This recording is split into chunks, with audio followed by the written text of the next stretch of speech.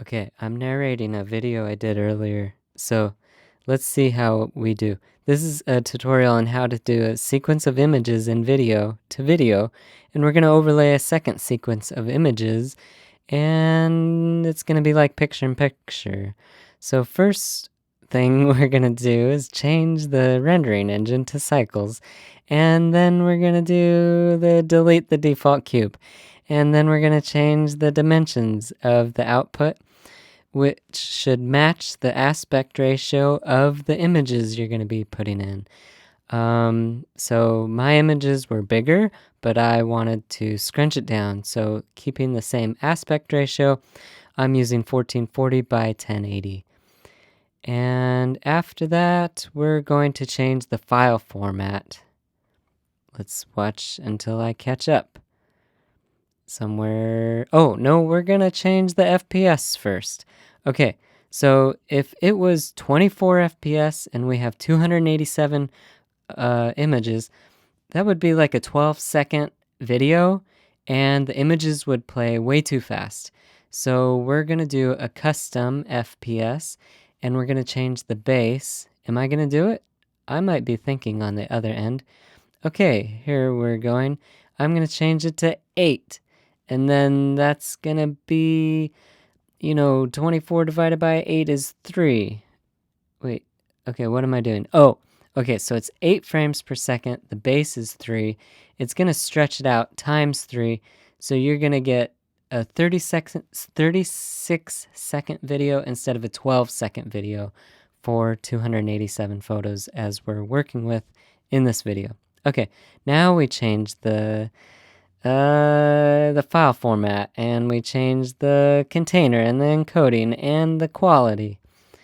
And then what else are we gonna do? We're gonna hover the mouse over the layout and change the 3D to the video sequencer. Then we're gonna change the frames to 287. And then we're gonna do Shift A, add an image sequence. And we're gonna navigate to the folder that we have our images in eventually. How are you doing over there, folks? Okay, type A, select all the photos, scale to fit, that's important, and hit OK anytime. I think I said we don't need to change the end frame. We already changed it. It fits in perfectly. Okay, basically we're done. Like if we only wanted an animation of these images, we're done. But we're gonna add other images, and I totally forgot this part. So pause the pause the recorder.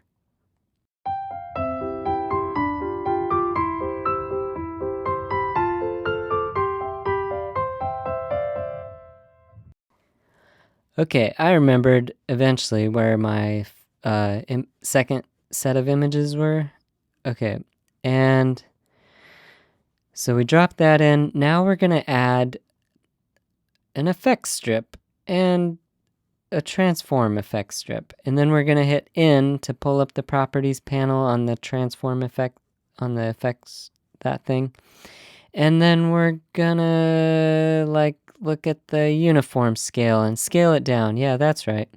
Then we're gonna find out how to look at the preview. We did a render image that's kind of a preview, but actually where it says sequencer in the top left, yeah, right there, you can change it to preview.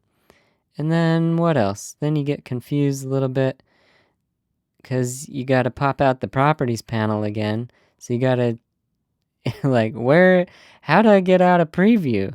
Okay, I'll make a second window because I know how to do that. Okay, now we've got the transform effect strip again. Okay, now we're using the properties panel, and we're moving that picture-in-picture thing down in the corner there. Now it looks good, and we're actually done. So, render animation. Okay, it's done. Now you just have to navigate to your temporary folder. I think it's like C:/TMP on the Windows machines, and then it's just, I don't know, whatever I did on the Mac. That's it. Okay, have a good day.